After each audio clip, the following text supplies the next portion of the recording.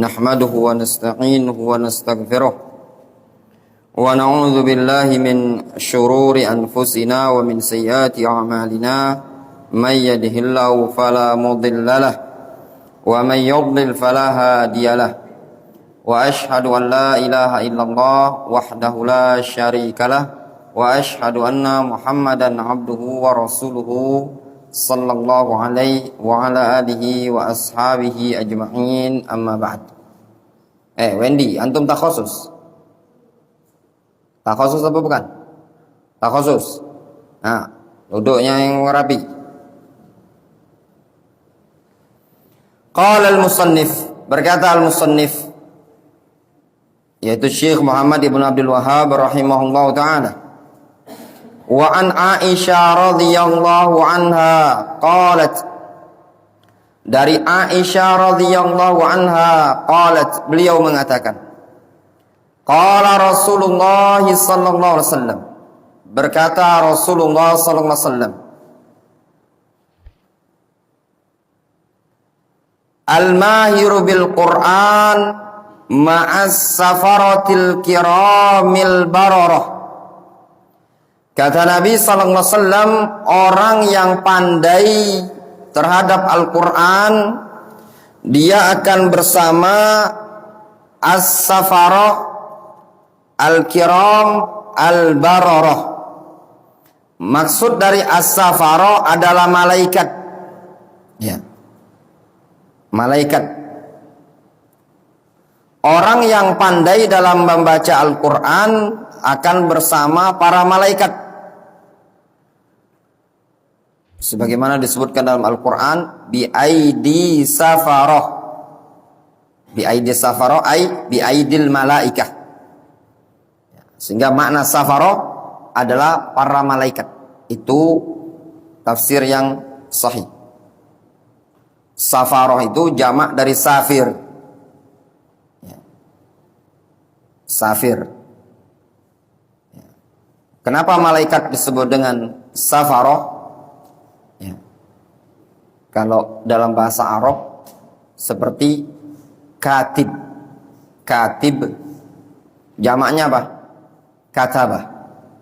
Contoh misalkan kalau antum belajar tasrif, fa'ala yaf'ulu fa'lan, fa'ilun, fa'ilun, fa'ilani, fa'iluna, fa'alatun. Katibun, katibani, katibuna, katabatun. Contoh misalkan talibun, talibani, talibuna, tullabun, talabatun.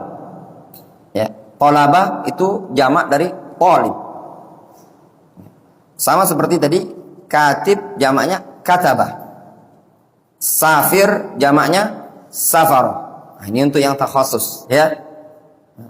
Safaroh jamak dari safir. Kenapa para malaikat disebut dengan safaroh? Li'annahum sufara'ullahi ila rusulihi. Dikarenakan para malaikat itu adalah sufaro. Sufaro itu perantara, wakil dari Allah SWT untuk para rasul. Safir, kalau antum keluar negeri, duta, ya Abu Jar, safir itu duta ya artinya. Safaro itu ya. Ya, duta itu namanya. Kedutaan itu ya, safir ya. Orang misalkan orang kedutaan itu namanya safir. Ya, safir. Wakil, perwakilan. Malaikat adalah wakil dari Allah SWT untuk menyampaikan wahyu kepada para rasul. Makanya disebut dengan safar. Al-kiram, ya sifat malaikat. Kiram, mulia. Kenapa disebut dengan penuh dengan kemuliaan? Dikarenakan bentuknya bagus malaikat. Ya. Malaikat itu indah ya ikhwan. Sosok yang tergambar di benak manusia sesuatu yang indah. Makanya antum pernah mendengar ungkapan setampan malaikat? Padahal itu cewek belum pernah juga lihat malaikat. Ya, pernah antum dapat pujian dari istri. Kakak ini ganteng sekali, setampan enggak malaikat. Ya. Nabi Yusuf, katanya cewek-cewek ketika itu lihat Nabi Yusuf, Ma hadza basyaran in huwa illa malakun karim. Ma hadza basyaran. Ini bukan manusia. Namun ini malakun karim, malaikat. Ya. Benar ayatnya gitu. Ma hadza basyaran in hadza illa malakun karim. Gitu ah. Coba antum cek ya di surat Yusuf, ya.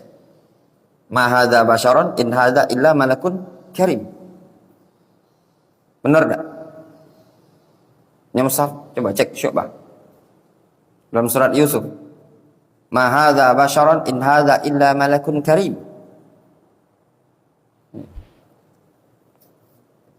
Ya, betul. In hadza ya. Ma hadza basyaran in hadza illa malakun karim. Ma hadza basyaran. Ma di situ ma bermakna laisa. Nanti kalau antum belajar bahasa Arab nanti ketemu. Contoh ma bermakna laisa. Ma hadza artinya ini tidaklah ini orang ini, ya. Bukanlah orang ini manusia. Ya. Ma hadza basyaran. Makanya dinasab basyaronnya. Karena ma-nya itu beramalan seperti laisa. Sedangkan hadza itu marfu isim dari ma. In hadza illa malakun karim. Tidaklah dia ini melainkan seperti malaikat. Kenapa? Saking gantengnya. Ya. Nah, makanya malaikat disebutkan sebagai sesuatu yang kiram, mulia, ganteng, indah. Dan juga malaikat adalah makhluk yang taat. La ya'sunallaha ma amarahum wa yaf'aluna ma yu'marun. Manusia yang senantiasa taat kepada Allah dan tidak bermaksiat kepada Allah Subhanahu wa taala. Al-barara. Malaikat itu punya sifat al-barara. Apa makna barara? Al-muti'una lillah. Ya. Yang senantiasa taat kepada Allah Subhanahu wa taala.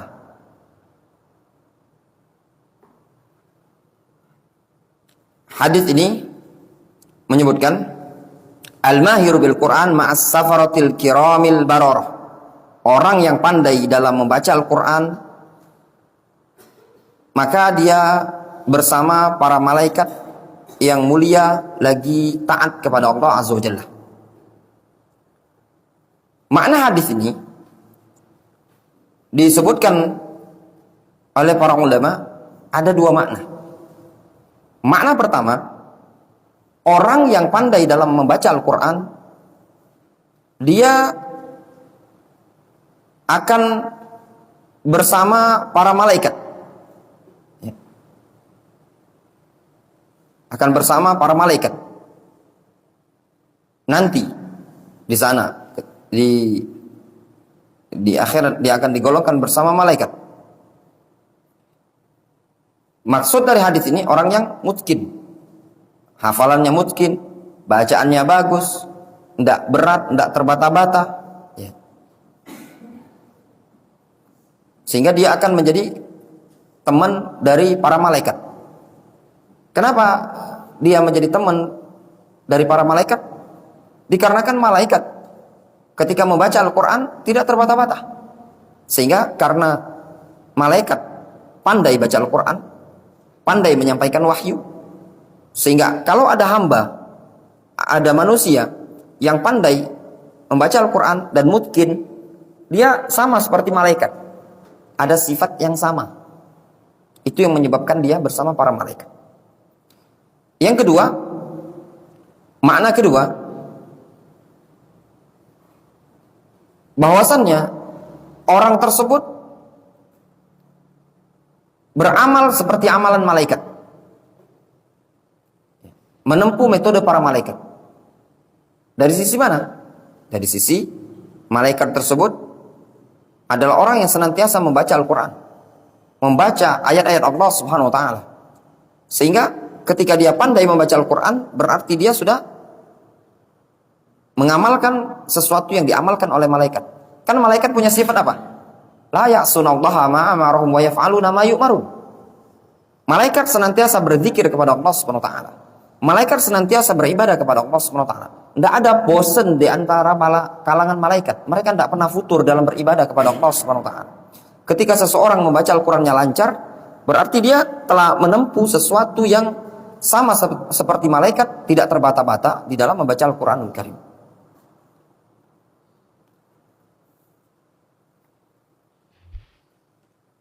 Kemudian di sini disebutkan walladzi yaqra'ul Qur'an, dan orang yang membaca Al-Qur'an wa yata'ta fihi dalam kondisi dia yata'ta itu maknanya yataraddad, yataqatta, terputus-putus, wa yashuqqu alaihi, berat bagi dia untuk membaca, imma li dha'fi qira'atihi, mungkin dikarenakan sebab lemahnya bacaan dia, au li dha'fi hifdhihi, atau lemahnya hafalan dia, tapi dia tetap berupaya untuk membaca Al-Qur'anul Karim. Dalam keadaan ikhwan, biasanya orang kalau dia baca Al-Qur'annya terbata-bata, cepat bosan dia ya. Bosan. Beda dengan orang yang lancar baca Al-Qur'an, dia tidak bosan dalam membaca Al-Qur'an. Tapi kalau orang terbata-bata dalam membaca Al-Qur'an, kadang bosan, malal, jenuh. Tahu jenuh? Bosan. Ya, kadang-kadang lesu gitu bacanya, karena tidak lancar. Namun tetap dia membaca. Nah, di situ dia mendapatkan, kata Nabi alaihi salatu wasallam, wa huwa alaihi syaqun lahu ajron. Dalam keadaan dia berat untuk baca Al-Qur'an tadi, namun terus dipaksa sama dia, lahu ajron. Dia mendapatkan 2 pahala. Apa 2 pahala tersebut yang didapatkan? 2 pahala tersebut, yang pertama ajrut tilawah, pahala dalam membaca Al-Qur'an tadi. Dia membaca Al-Quran, dia dapat pahala. Yang kedua, ajr sabar al-masyaqqah, pahala kesabaran dia. Jadi dia dapat 2 pahala. Yang pertama, pahala membacanya. Yang kedua, pahala kesabaran dia di dalam membaca Al-Quranul Karim.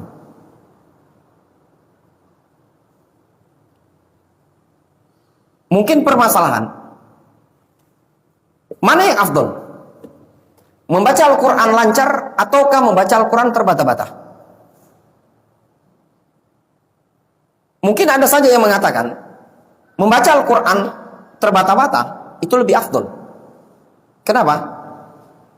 Suatu kaidah, li'annal ajr ala qadril masyaqqah, dikarenakan pahala itu sesuai dengan kadar rasa berat. Namun was-sahih, pendapat yang sahih, annal mahir bil Quran afdol, orang yang pandai baca Al-Quran jauh lebih afdol. Meskipun orang yang terbata-bata, dia mendapatkan 2 pahala. Kenapa orang yang pandai membaca Al-Quran lebih afdol? Dikarenakan disebutkan dalam hadis tersebut, dia bersama para malaikat. Bersama para malaikat. Rasul mengatakan, al-mahiru bil Quran ma'as safaratil kiramil bararah.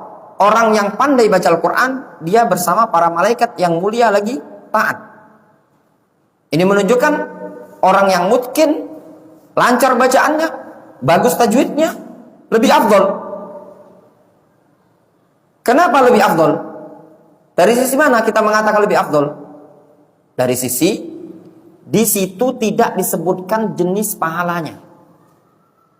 Ya.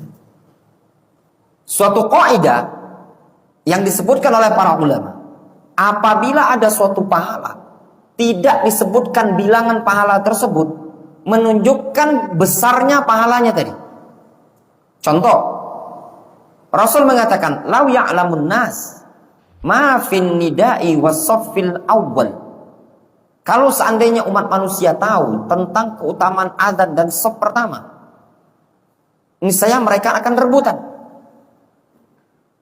Kalau tidak didapati dengan cara kecuali dengan mengundi, maka mereka akan melakukan pengundian. Ini menunjukkan besarnya keutamaan shaf pertama atau adzan. Kenapa? Kata para ulama, dikarenakan disebutkan majhul pahalanya tadi. Tidak disebutkan secara sharih jelas, disebutkan global. Nah, sedangkan orang yang membaca Al-Quran dengan terbata-bata, Rasul alaihi salatu wassalam menyebutkan dapat 2 pahala. Dikatakan oleh para ulama, seperti Al-Hafidz Ibnu Hajar dan juga Al-Imam An-Nawawi ketika menjelaskan hadis ini, kalau seandainya orang yang membaca Al-Quran terbata-bata jauh lebih afdol, tentu yang dianjurkan adalah dalam Islam untuk tidak memungkinkan hafalan Al-Quran. Supaya apa? Supaya mendapatkan keutamaan yang paling afdol. Namun ternyata dalam Islam dianjurkan kita untuk memungkinkan bacaan. Sampai-sampai Rasul mengatakan, ta'adu hadal Quran lahu asyaddu tafallutan minal ibil fi uquliha.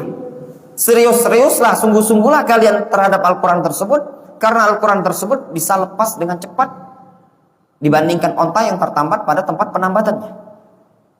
Difahami? Kemudian ikhwan, thalabatul ilm, dalam hadis ini terdapat faedah keutamaan memutkinkan bacaan Al-Quran. Siapa yang memutkinkan bacaan Al-Quran, lancar bacaannya, bagus bacaannya, maka dia akan digolongkan bersama golongan para malaikat. Tidak diragukan lagi, pahala yang dia dapatkan jauh lebih besar dibandingkan orang yang membaca Al-Quran terbata-bata. Wallahu ta'ala alam shawab. Ya. Mungkin kita cukupkan sampai di sini. Hadis ini antum hafalkan. Ya. Naktafi bihadzal qadar.